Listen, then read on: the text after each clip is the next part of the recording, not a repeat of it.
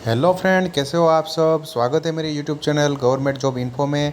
आज हम देखेंगे कि जो नेशनल एरोस्पेस लेबोरेटरीज़ है जो कि बेंगलुरु में आई है, उनमें बहुत सारी वैकेंसी आई है टेक्नीशियन की पोस्ट में। तो उनके बारे में देखेंगे कि सिलेबस क्या है, एग्जामिनेशन कैसे होगी, और एजुकेशन क्वालिफिकेशन क्या है और बेसिक डिटेल जो क्या होगी उनके बारे में हम देखेंगे friend.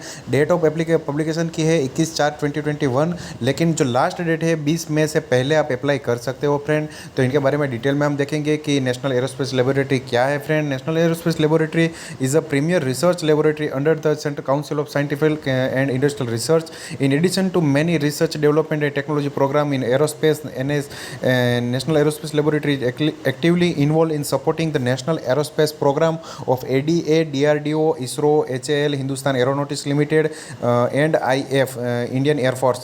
Further, NAL has a strong program in civil aviation, including the nationally important project of design and development of multiple light transport aircraft. SARAS CSIR NL is also exploiting several aerospace technology into spin-off industrial application. It has excellent facility in all aerospace discipline.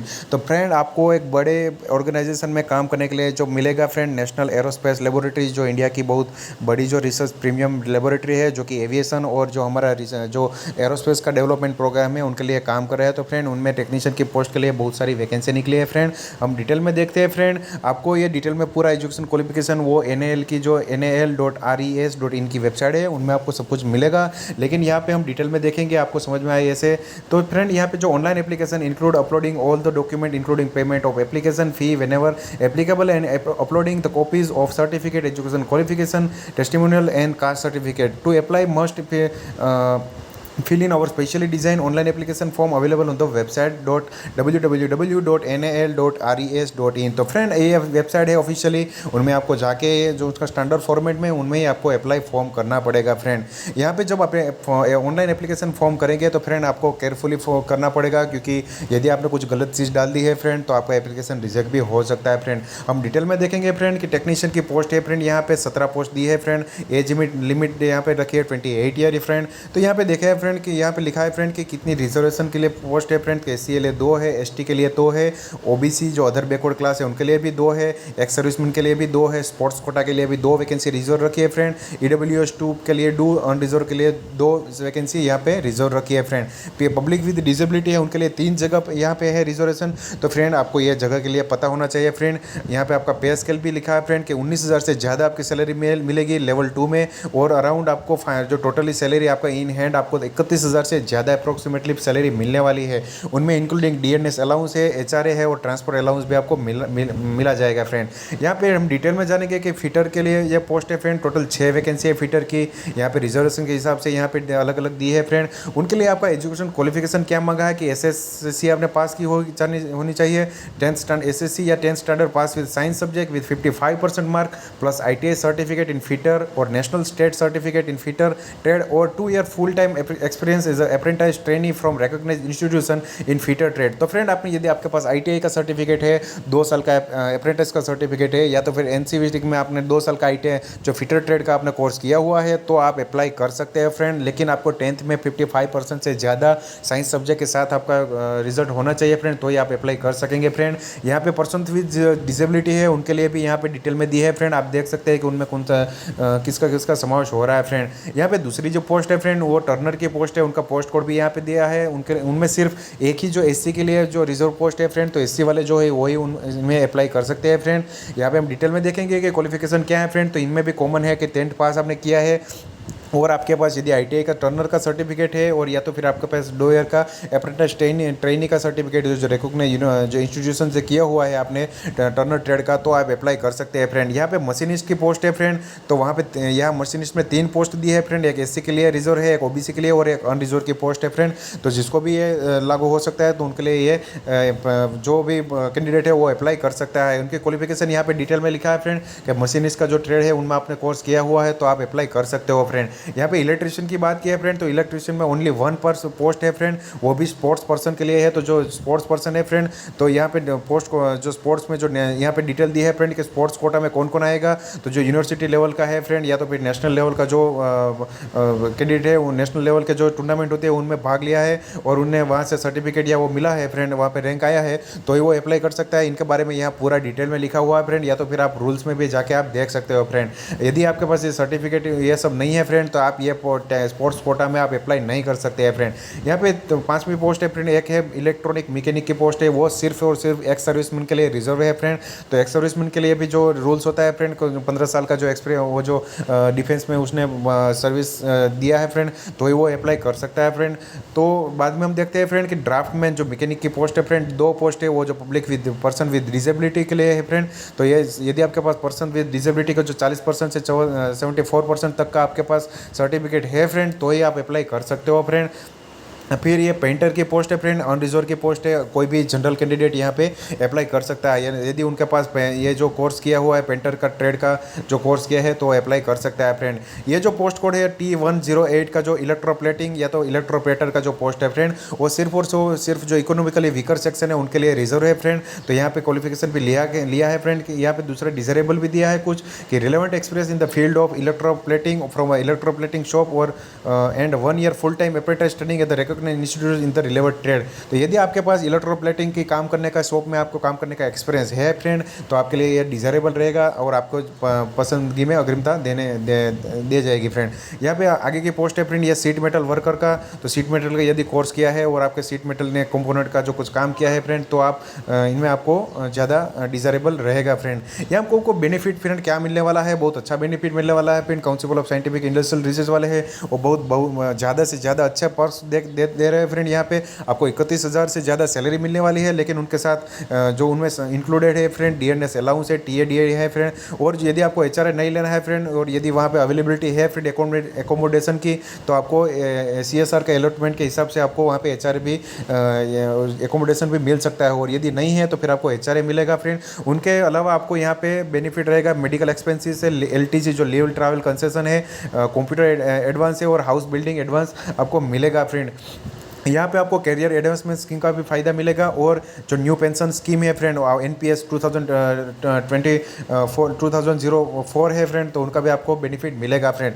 यहाँ पे age limit की बात कर रहे हैं friend, age limit और age relaxation की हमको इंपॉर्टेंट चीज़ है फ्रेंड। तो आपका जो एज रिलैक्सेशन और एज जो लिमिट है फ्रेंड, वो 20 मई 2021 तक ही माना जाएगा फ्रेंड। उनके बाद का आपका एक्सपीरियंस है वो काउंट नहीं किया जाएगा फ्रेंड। तो आपको 20 मई तक का आपके पास यदि एक्सपीरियंस है और आपके पास क्वालिफिकेशन है फ्रेंड, तो ही आप अप्लाई कर सकेंगे फ्रेंड। आपके पास अपर एज लिमिट यहाँ पे दी है फ्रेंड कि अपोजिट एज लिमिट है वो SC/ST के लिए 5 ईयर की है फ्रेंड, ओबीसी के लिए 3 ईयर की अपर एज लिमिट है।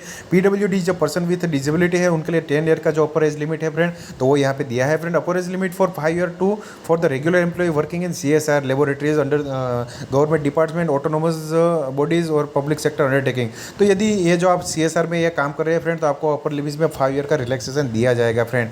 यहाँ पे जो दूसरा भी है जम्मू कश्मीर वाले के लिए 5 ईयर का रिलैक्सेशन कुछ दिया है फ्रेंड।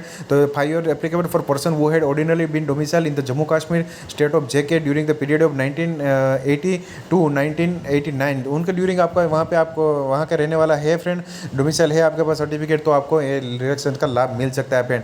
ये विडोज़ है, डाइवोर्स वुमन है, तो उनके लिए भी यहाँ पे जो है गवर्नमेंट ऑफ इंडिया के जो प्रोविजन है उनके हिसाब से आपको एज रिलैक्सेशन का लाभ मिल सकता है फ्रेंड।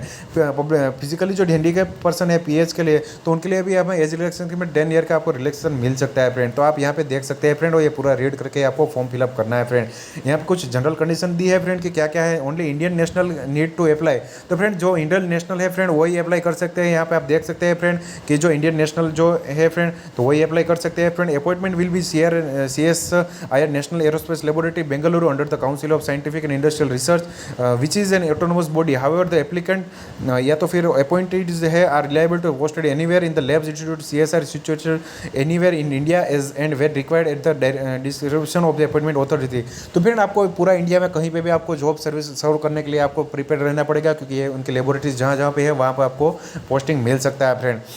आपको फ्रेंड 100 रुपीज़ फ़ी भरनी है, लेकिन जो candidate belong to SC ST PW है and regular employ of the CSR उनको फ़ी भरने से माफ़ी दी है फ्रेंड। तो आपको ये फ़ी की लाफ़ी नहीं मिली है तो फिर आपको नॉन रिफंडेबल 100 रुपीज़ आपको फ़ी भरनी पड़ेगी फ्रेंड। और यहाँ पे फ्रेंड ये बात की है कुछ EWS की, तो EWS का सर्टिफिकेट के लिए आप यदि एलिजिबल हो फ्रेंड तो आपको EWS का सर्टिफिकेट इश्यूइंग अथॉरिटी के पास से मिलेगा, तो ही आप EWS में अप्लाई कर सकेंगे फ्रेंड। यहाँ पे कुछ इक्विवेलेंट की बात की है फ्रेंड कि यदि आपके जो मेरिट या तो फिर रिजल्ट में जो इक्विवेलेंट का कुछ दिक्कत रहती है फ्रेंड, तो आपको जो अथॉरिटी है वहाँ से इक्विवेलेंट सर्टिफिकेट या तो फिर इक्विवेलेंट परसेंटेज में आपको कन्वर्ट करके फिर यहाँ पे देना पड़ेगा, क्योंकि इक्विवेलेंट जो सर्टिफिकेट है वो भाई इंपॉर्टेंट है फ्रेंड, और इनके हिसाब से यहाँ पे आपका एलिजिबिलिटी पास होगा फ्रेंड। यहाँ पे दिया है फ्रेंड कि यदि आपके पास डॉक्यूमेंट है वो दूसरी लैंग्वेज में अदर देन हिंदी और इंग्लिश, तो आपको ट्रांसक्राइब करके फिर गेजेटेड ऑफिसर की या तो नोटरी की सिग्नेचर कर सबमिट करके फिर वहाँ पे लिखवाने के बाद ही आपको सबमिट कराना पड़ेगा फ्रेंड। यहाँ पे ऑनलाइन एप्लीकेशन फॉर्म अवेलेबल है CRS जो NAL की वेबसाइट है वो भी आपको मैंने पहले बोल दिया है, वहाँ पे आपको जाके वहाँ पे प्रॉपर चैनल से आपको अप्लाई करना पड़ेगा। यदि आप गवर्नमेंट कुछ डिपार्टमेंट में पब्लिक सेक्टर यूनिट में आप काम कर रहे हो तो आपको उनका जो स्टैंडर्ड फॉर्मेट में आपको NOC रहेगा और आपको NOC सबमिट करना पड़ेगा, क्योंकि आपके चालू नौकरी के दौरान आपको दूसरी जगह पर पोस्ट अप्लाई करने के लिए आपको वहाँ की परमिशन लेनी पड़ेगी फ्रेंड। और ये नेक्स्ट बात की है कि आपको ऑनलाइन एप्लीकेशन के टाइम आपको कौन सी डॉक्यूमेंट आपको सबमिट करना पड़ेगा फ्रेंड। तो आपको 10th की मार्कशीट है फ्रेंड, यहाँ पे proof of date of birth की बात की है, सिग्नेचर है, application submitted without applicant certificate of caste है फ्रेंड, यहाँ पे PWD और स्पोर्ट्स कोटा का सर्टिफिकेट है, तो वो सब आपको अप्लाई करना पड़ेगा।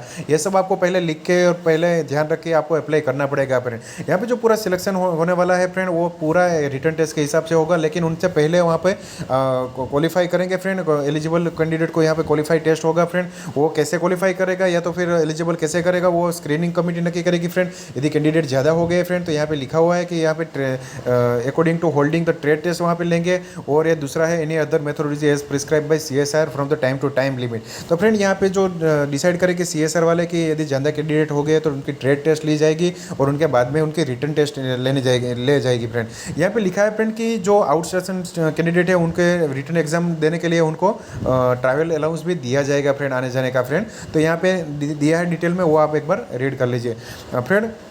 आगे हम देखते हैं कि सिलेक्टेड जो कैंडिडेट है वो जो उनको 1 साल के लिए प्रोबेशन पीरियड पे रहना पड़ेगा, प्रोबेशनरी पीरियड के ड्यूरिंग आपको पूरा काम करना पड़ेगा सब कुछ, लेकिन उनके बाद 1 साल के बाद यदि आपका कन्फर्मेशन आ जाएगा तो उनके हिसाब से आपको रेगुलर परमानेंट एम्प्लॉय में आपको ऑर्डर मिल जाएगा friend. Selected appointed should be ready to work beyond office hours whenever need arise to meet project delivery schedule. आपको ऑफिस आवर है उनसे ज़्यादा भी काम करने के लिए आपको तैयारी मेंटली प्रिपेयर रहना पड़ेगा, क्योंकि ये नेशनल इंपॉर्टेंस जो संस्था है और ये जो प्रीमियर इंस्टीट्यूट है फ्रेंड, तो इनमें काम करने के लिए आपको तैयार रहना पड़ेगा फ्रेंड। दूसरी कुछ बात की है फ्रेंड को यहाँ पे क्या क्या अप्लाई करना है, उनके लिए क्या क्या डिटेल चाहिए तो फ्रेंड यहाँ पे लिखी है फ्रेंड यहाँ पे। और हम आगे बात करते हैं फ्रेंड यहाँ पे सिलेक्शन प्रोसीजर की फ्रेंड। तो सिलेक्शन प्रोसीजर में आपका पहले मैंने बोला इसलिए वैसे ही कि 2 स्टेज में आपका सिलेक्शन प्रोसेस होगा। कैंडिडेट ज़्यादा हो गए तो candidate are recommended by the screening committee will be invite for trade test, तो फिर आपको ट्रेड टेस्ट के लिए इन्वाइट किया जाएगा। यदि आप ट्रेड टेस्ट में आप क्वालिफाई हो गए हैं फ्रेंड तो आपको आगे की सिलेक्शन कमेटी जो रिटर्न एग्जाम होगी उनके लिए आपको बुलाया जाएगा। रिटर्न एग्जामिनेशन में फ्रेंड कैसे स्ट्रक्चर होगा कि OMR बेस्ड कंप्यूटर एग्जाम होगी फ्रेंड, ऑब्जेक्टिव बेस्ड, और उनमें जो क्वेश्चन होगा वो हिंदी और इंग्लिश दोनों लैंग्वेज में पूछा जाएगा फ्रेंड। यहाँ पे जो एग्जाम का लेवल होगा वो स्टैंडर्ड 10th के लेवल का होगा, और यहाँ पे लिया है कि ITI कोर्स के बारे में यहाँ पे पूछा जाएगा। टोटल नंबर ऑफ क्वेश्चन 150 है फ्रेंड, और आपको 2.5 घंटे का टाइम मिलेगा फ्रेंड। पेपर 1 है, पेपर 2 और पेपर 3, वो जो 3 पेपर लेने जाएंगे उनके हिसाब से ही आपका फाइनल मेरिट बनेगा फ्रेंड। तो यदि ये 3 पेपर में आपको अच्छा मार्क्स मिला है फ्रेंड तो आपका सिलेक्शन पक्का हो जाएगा फ्रेंड। यहाँ पे जो पेपर 1 है उनके लिए एक और मतलब दिया है, पेपर 2 के लिए 30 मिनट है, और पेपर 3 के लिए भी 1 आवर दिया है। पेपर 1 में सिर्फ मेंटल एबिलिटी का क्वेश्चन पूछा जाएगा, उनमें 50 क्वेश्चन दिया है, मैक्सिमम मार्क्स तो 100 है, मीन्स आपका 2 मार्क्स का एक क्वेश्चन है, लेकिन उनमें नेगेटिव मार्क्स नहीं है फ्रेंड, तो वो बहुत अच्छी बात है। फिर मेंटल एबिलिटी टेस्ट में आपको पूछा जाएगा general intelligence, quantitative aptitude, reasoning का, प्रॉब्लम सॉल्विंग का क्वेश्चन, आपको सिचुएशनल बेस्ड आपको क्वेश्चन पूछा जाएगा। पेपर 2 में दिया है फ्रेंड कि जनरल अवेयरनेस का 25 क्वेश्चन, इंग्लिश का 25 क्वेश्चन जो कि 3-3 मार्क्स का है, तो टोटल 75 मार्क्स का रहेगा फ्रेंड। इनमें 3 मार्क्स का क्वेश्चन रहेगा, लेकिन उनमें नेगेटिव मार्क्स है फ्रेंड, तो यदि आपका एक क्वेश्चन गलत हो गया तो आपका एक नेगेटिव 3 में से 1 पॉइंट आपका नेगेटिव हो जाएगा फ्रेंड। यदि आपका 3 क्वेश्चन गलत होगा फ्रेंड तो आपका 1 मार्क्स 3 मार्क्स आपका गलत हो जाएगा फ्रेंड। तो ये आप ध्यान रखना फ्रेंड। पेपर 3 में भी नेगेटिव मार्किंग है फ्रेंड, और पेपर 3 आपका कौन सा सब्जेक्ट का जो भी ITI फिटर, टर्नर, मशीनिस्ट है फ्रेंड, पेंटर है आप फ्रेंड, तो इलेक्ट्रिशियन है, तो आपके उनके कौन सा सब्जेक्ट के हिसाब से आपको क्वेश्चन पूछा जाएगा। और मैक्सिमम मार्क्स 150 है फ्रेंड, तो 3 मार्क का एक क्वेश्चन है और 1 मार्क नेगेटिव है फॉर ईच रॉन्ग आंसर। तो फ्रेंड ये बात हुई हमारा एग्जाम पैटर्न की और सिलेबस की फ्रेंड। यदि आप स्टैंडर्ड जो उनकी ये जो अच्छी तरह से आप मेहनत करेंगे और ये सिलेबस के हिसाब से मेहनत करेंगे फ्रेंड, तो आपका सिलेक्शन पक्का हो जाएगा फ्रेंड। तो इसलिए आप जल्द से जल्द 20 तारीख से पहले आप ऑनलाइन एप्लीकेशन कर दीजिए, स्टैंडर्ड फॉर्म जो ऑनलाइन एप्लीकेशन करना है फॉर्म में। और यदि आप अच्छी तरह से मेहनत करेंगे तो आपका सिलेक्शन भी हो ही जाएगा फ्रेंड। और यदि को आपको कोई फॉर्म भरने में दिक्कत है और तो आप कमेंट बॉक्स में बता सकते हैं फ्रेंड कि क्या दिक्कत है फ्रेंड। और यदि मेरा वीडियो आपको पसंद आए फ्रेंड तो ज़रूर से ज़रूर लाइक करना, शेयर करना और सब्सक्राइब करना मत भूलना मेरी channel government job info. Thank you friend, thank you.